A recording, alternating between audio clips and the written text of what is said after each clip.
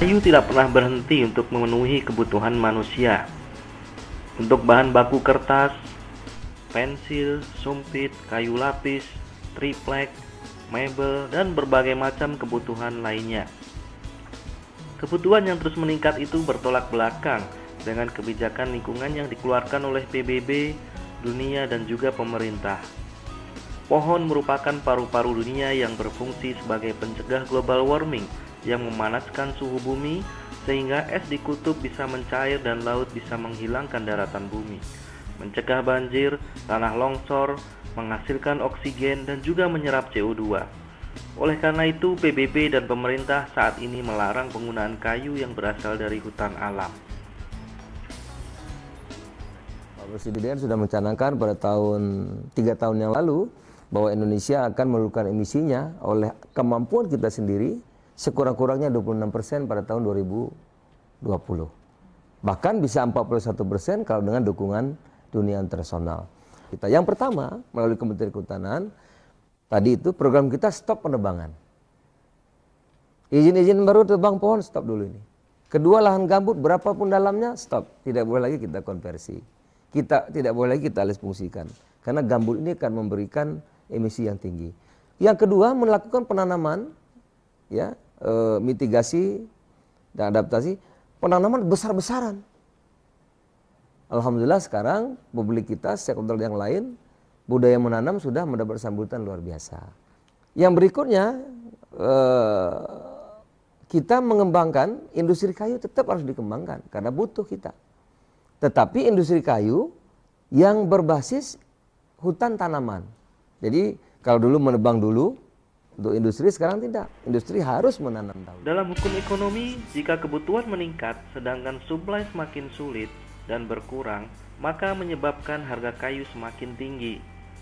Apalagi untuk mendapatkan 1 meter kubik kayu membutuhkan waktu paling tidak 5 tahun. Sedangkan untuk menghabiskan 1 meter kubik kayu hanya membutuhkan waktu kurang lebih 1 jam jika diproses di pabrik kayu. Kondisi seperti inilah yang membuat berinvestasi di bidang kayu sangat menguntungkan karena kebutuhan terus meningkat sedangkan suplai atau sumber daya semakin terbatas.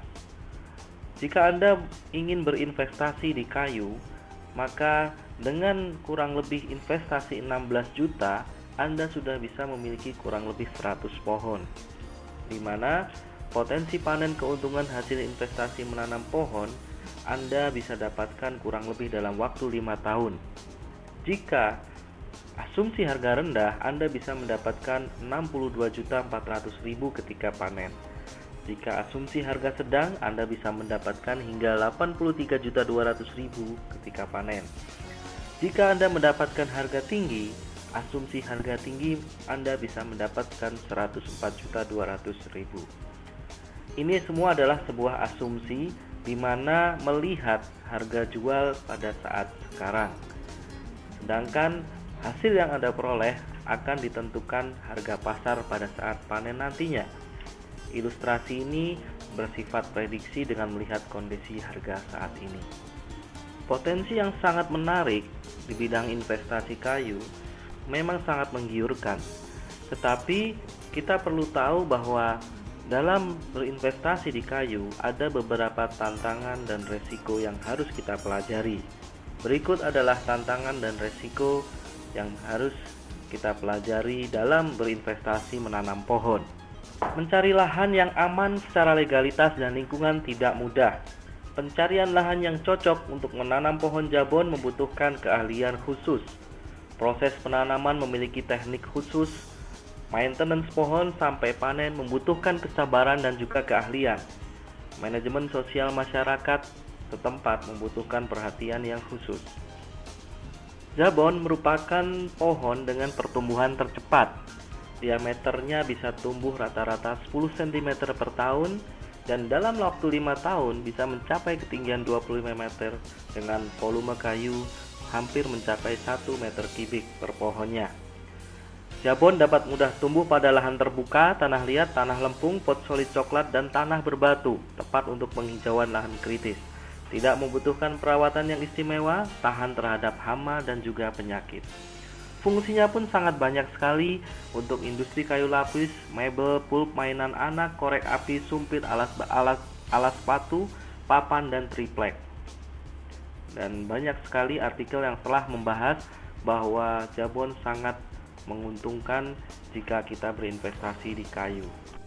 Aegis memberikan jasa pemilihan dan pencarian lahan yang sesuai secara ekologis maupun secara legalitas aman, sehingga Anda bisa mendapatkan sertifikat kepemilikan yang dilegalisir notaris di atas lahan yang benar-benar sudah legal dan jelas dan cocok untuk penanaman pohon Jabon. Aegis menggunakan metode penanaman yang unggul karena diawasi oleh tenaga ahli kehutanan terbaik di Indonesia, yaitu Profesor Dr. Abdullah Syam. Beliau adalah salah seorang staf ahli dari Pusat Litbang Konservasi dan Rehabilitasi Kementerian Kehutanan. Salah satu jabatan beliau juga adalah sebagai seorang ketua Dewan Riset Kementerian Kehutanan. Sehingga beliau sangat ahli dalam mengelola proyek penanaman pohon seperti Aegis ini. Aegis memberikan jaminan penggantian jika terjadi resiko bencana alam, kebakaran, dan kehilangan dari pohon Anda. Karena Aegis sendiri memiliki cadangan pohon 20-100% dari total pohon yang dikelola. Per 1 April 2012, Aegis memiliki cadangan pohon yang sedang ditanam sebesar 56.800 pohon. Aegis juga memanfaatkan teknologi untuk sistem monitoring lahannya, sehingga Anda sebagai pemilik pohon bisa memantau langsung lahan Anda melalui internet dengan sistem iGrow dari Aegis. Di Google Map pun Anda juga bisa melihat posisi dan foto situasi dari lahan-lahan Aegis Anda.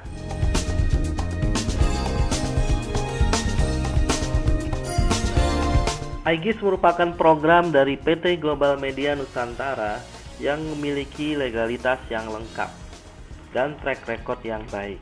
Berikut adalah legalitas dari PT Global Media Nusantara. Ini merupakan kantor perwakilan dari PT Global Media Nusantara yang tersebar di hampir seluruh Nusantara. PT Global Media Nusantara juga telah banyak memiliki sertifikat maupun penghargaan dari berbagai pihak baik lokal maupun internasional. PT Global Media Nusantara juga pernah memiliki The Winner Indonesia Award, di mana adalah sebuah penghargaan berkualitas yang ditandatangani oleh 3 orang menteri. Dan ini adalah perusahaan-perusahaan besar terkemuka di Indonesia dan juga ada BUMN di dalamnya yang mempercayakan pembuatan sistem dalam perusahaannya menggunakan jasa dari grup PT Global Media Nusantara.